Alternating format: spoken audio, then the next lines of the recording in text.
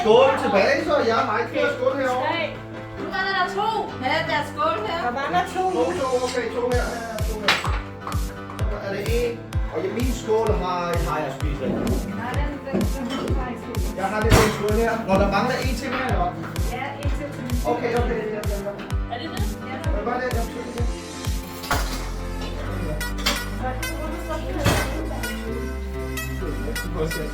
Voilà. Værsgo.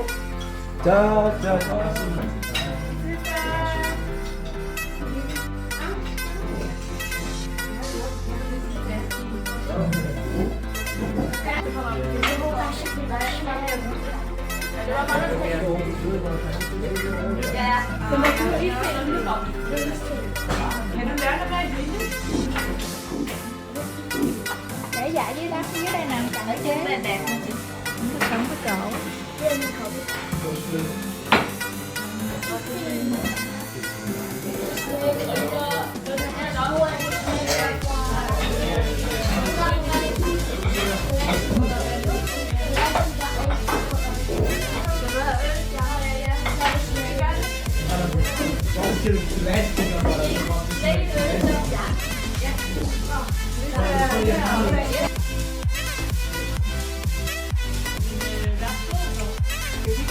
Ja.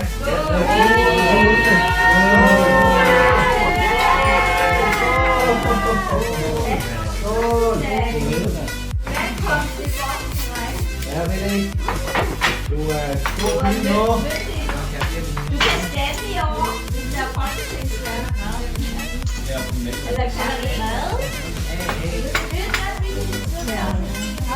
Ved du, hvad du skal stemme om i dag?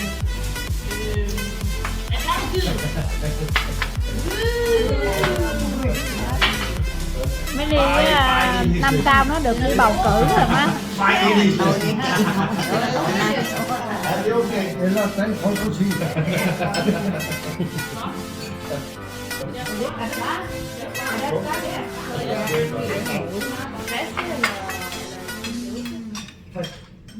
God boss. God.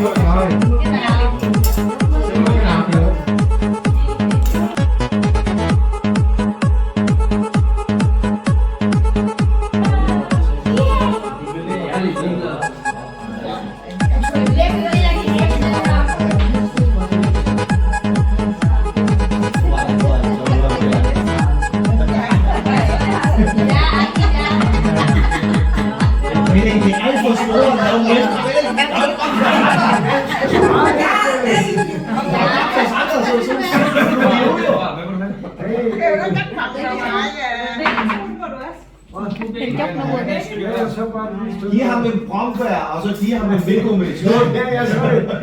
Hvor svært kan det være? Der er begrænsning på det. Der er kun god Sæt tid. det, jeg kommer højere. Til bær og en vindbøn.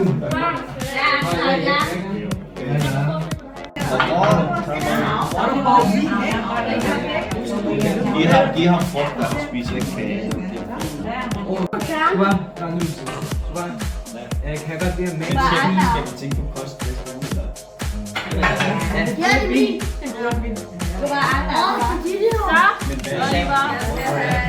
Glemmer du kød med Sam? Ja, jeg skal bare finde lidt. Er det ikke der?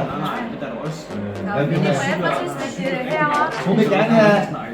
Jeg deler med Gobar. Hun vil gerne have en... I kan få mit dig. Jeg vil gerne have en lille Ja. Meget, meget hyggelig deler. Bare sammen til dig. marcipan. Så hvis han var ude og holde pause, så skulle jeg nok gå ud. Nå, bare sammen. Ja, bare sammen. Jeg vil tage den gaffel. Tak.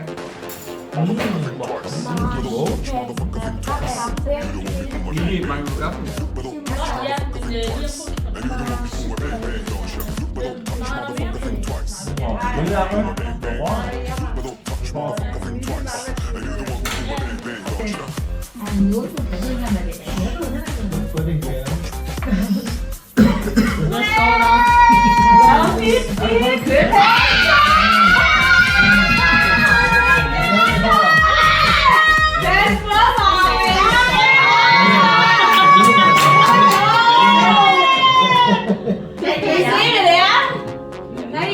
hvad er det for en bil? Har du fået en bil? Bare han giver mig en bil.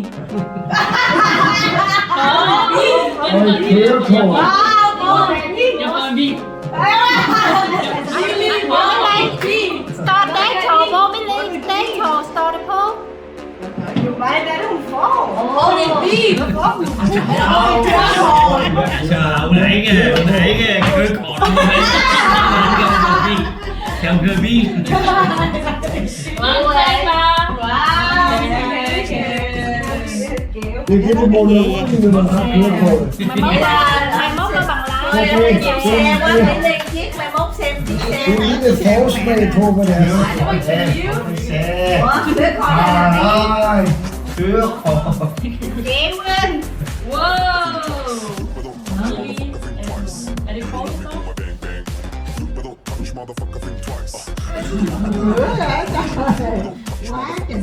Money me.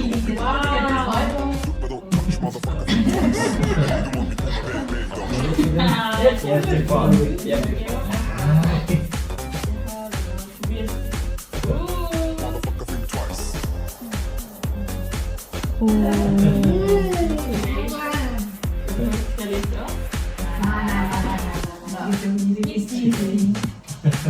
Nå, min penge? Nå, de er væk. De er væk i morgen. Wow!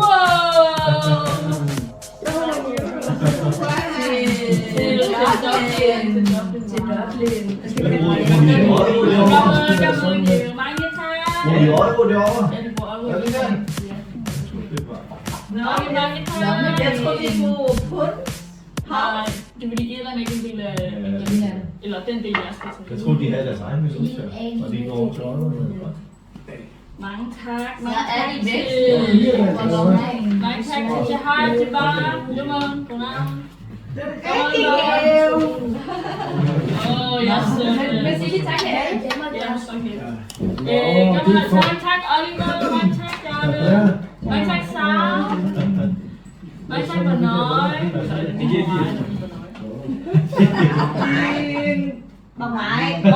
Cảm ơn bà ngoại. Samuel, hvorfor sidder der Chị, ikke mange tak, cô vợ, mange tak, Thuyền, mange tak. Bare sidde oven på godt. Thank you. Okay. Ghép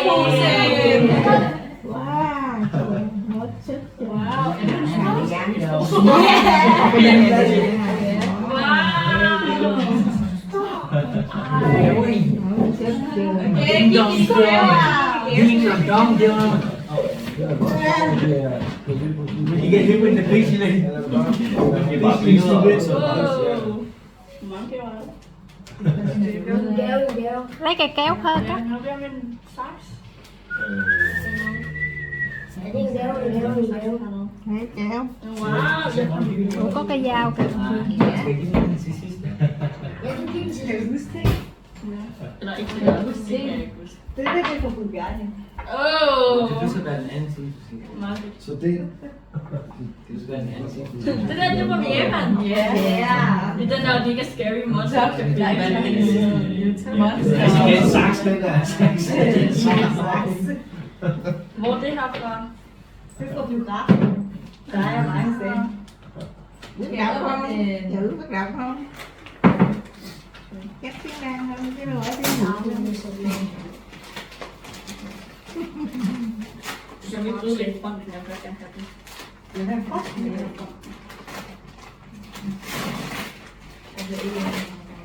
Hvad er det her?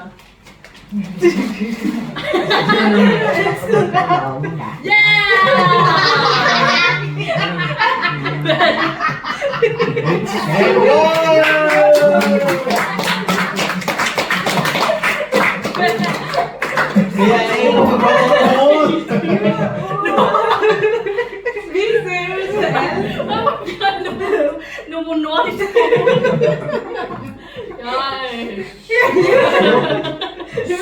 What can you do yourself? Novo Nordisk. Lambo til bare. Det er sådan noget, hvor du får et job med sig. Gratis endda. Trời giỏi nữa. Gì mà giỏi dữ vậy?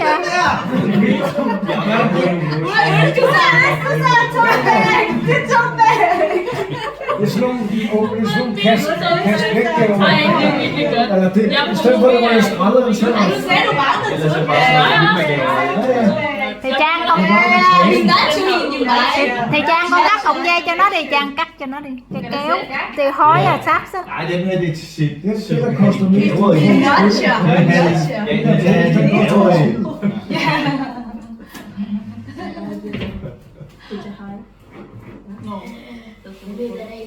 Nå, det ved jeg ikke. Men Det er nummer 2. Thì flot. Cuốn sách này học thôi. Cuốn sách là mấy cái hình của nó, mấy cái hình của nó. Oh my god. Ikke smid den her ud, Samuel. Ikke smid de her ud.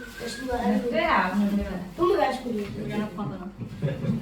Jeg prøver at se, om Gård han kan komme ned i. Jeg skal ikke rykke der. Jeg tror, jeg bliver med det her.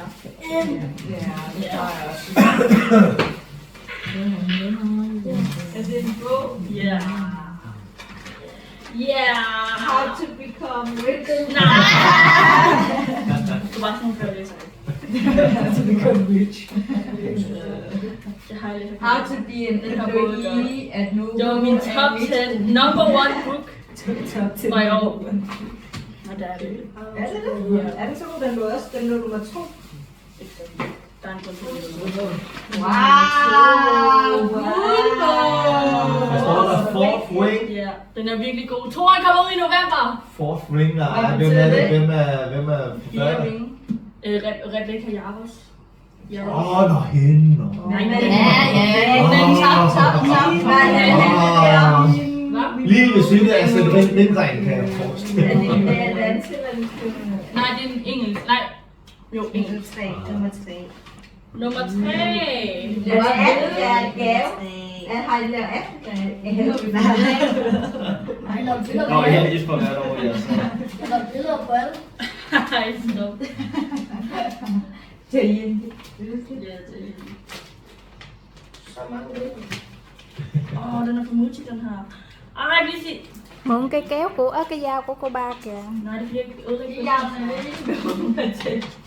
Er det dansøj? Ja. Pyjamas? Er det pyjamas? Ja, det er. Jeg er god til det.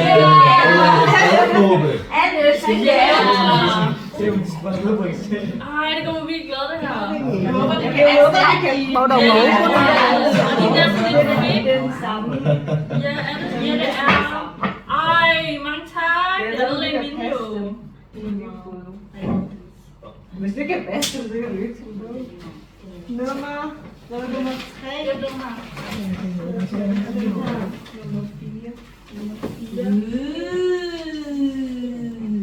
Det er okay, stop. Bare behageligt. Stopper det hjem. Det er godkendt. Det var meget fint, fordi... Det var dig og mig. Ja, det var dig og mig. De siger, jeg fik det der. Hvorfor ser Ser du Space Mountain på min? Det var dengang, det var da jeg skulle på det klip. Ja, det kunne du ikke altid stå her i morgen.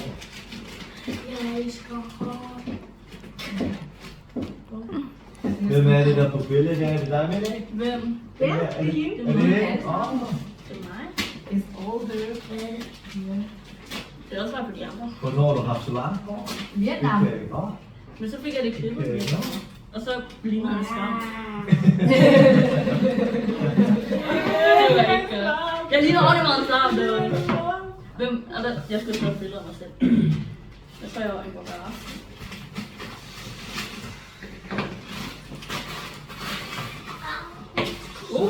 Så. Hun så et forsøg på det. Ja.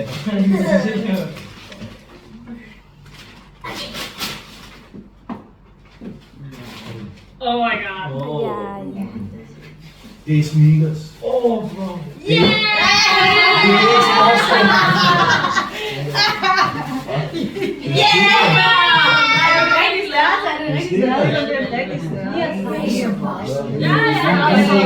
Men det er sådan noget retro-agtigt, er det ikke? Jo, mærket, eller? Nej, selv på det. Ej, jeg er virkelig glad for mange gange. Ja, det var. Det er virkelig en old school.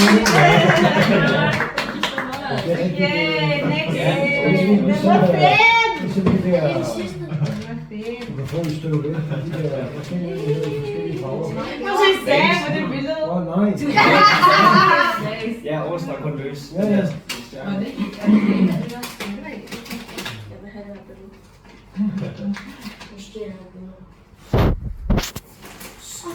Rains. Ikke sige mig ikke, man ikke. Nej, jeg.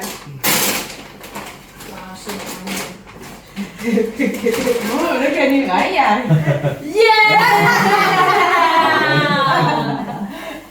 Det regner meget godt op. Det regner rigtig meget. Det regner jeg kan gå et stykke.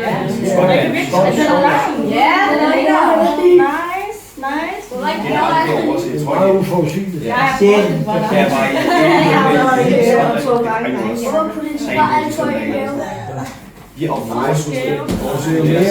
Det er mere skifteligt. Ja. Mere der. Skøjten var også virkelig sådan der, hvor det var... Det er Tobias! Hvornår var det? Tháng sau mới sinh nhật của nó.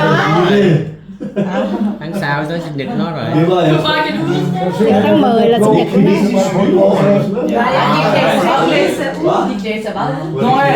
Det der tøj, jeg har ikke. Er det kinesisk nytår, og Tobias var klædt som en pirat? Nej, det var ikke kinesisk nytår, vi tog bare tøj på for sjov.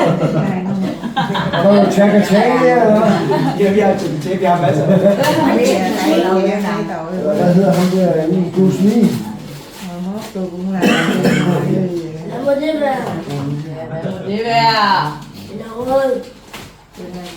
er så sprøjligt. Det er morsomt ham.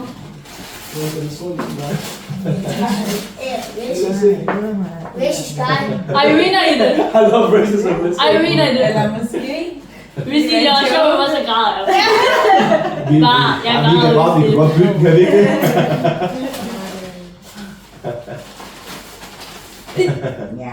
Nå, Nintendo. Nå, spiller. Ej, seriøst?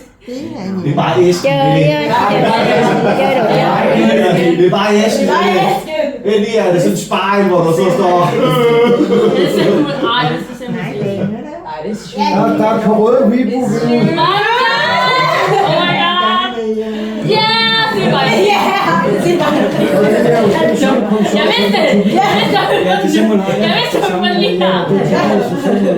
Han har sat med til det. Og mange tak, var. Mange tak. Så er det ikke, hvad der var med på gavelisten. Nå, og det er også... Det er alle sammen. Mange tak.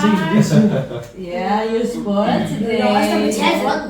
Ja, det er alt. Der er også der betalt for den. Og så er det bare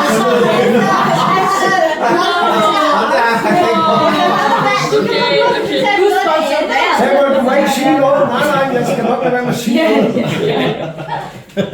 Unge. Samuel, du må ikke sige noget. Det er bare æsken, ikke i køb. Det er bare æsken. Det var Samuels æske. Næsten var meget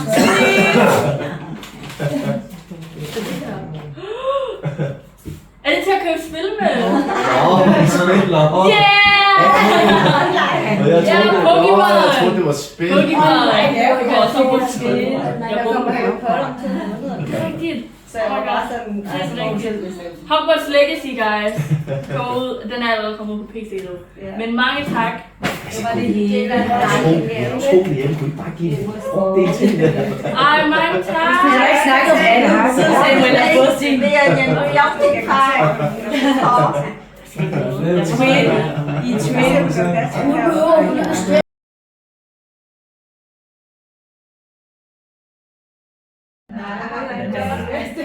Næste uge, hvad er det for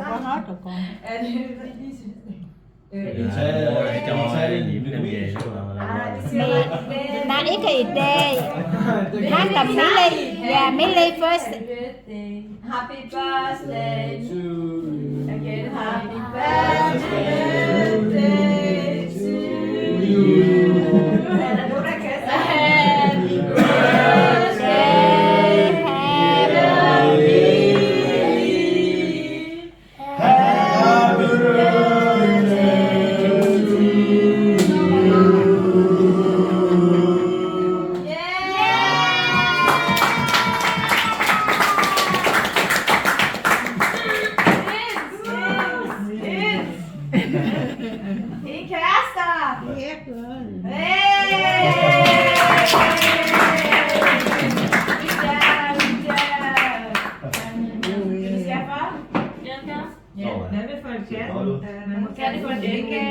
Vi starter nede ved mig. Bare skal ud. Hvad skal du have? Jeg kan ikke lide brunsvin.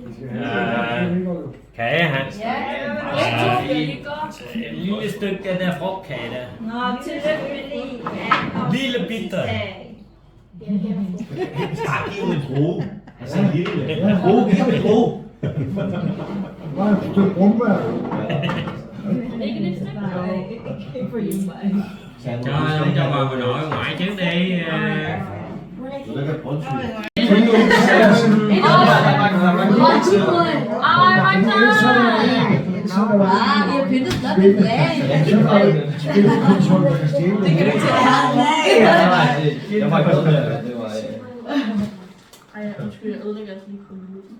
Jeg kan ikke ud. Er det dig, Sam? Nej, det er ikke. Det er bare, Vi har bare lavet et kode. det er bare en sjov lille ting. Prøv at læse den, og så prøv at læse indvendigt. Tillykke, der er noget, du bør vide. Hemmeligheden bag et langt liv er tidlig i seng. Og en anstændig livsførelse, men hemmeligheden bag et sjovt liv er vilde fester med gode venner og sent i seng. Ja. Det er mega sødt. Tillykke med de 18 år. Ha' en god fødselsdag fra Hora, Oliver og Bjarne. Mange tak! Tillykke. Mange tak for alle de andre. Ja. Tillykke. Okay.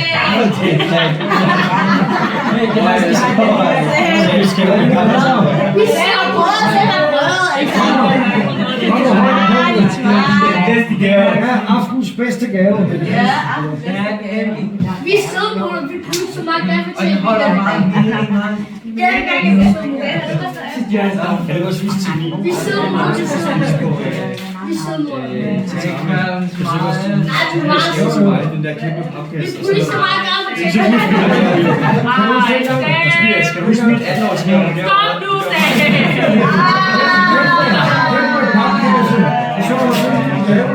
Nej, så var det jul. Vi pludselig så meget gerne fortælle det så gang. Så vi havde den der pose. Có những cái đó nó bị cắt cái Millie. Okay. Det er C4, Tobias. Og det vil jeg. Hvad har du lavet? Hey, det går det der til hen med dig. Vi burde så meget gerne fortælle det. Var du også med til det her? Jeg var alle de gamle til det er væk nu. Ja, var det her var alle de gamle tape er gået til. Nej, det er min egen. Nå, okay. Wow, det er bror. Nej. Tusind bror. Hvis du tager ud gammel til efter.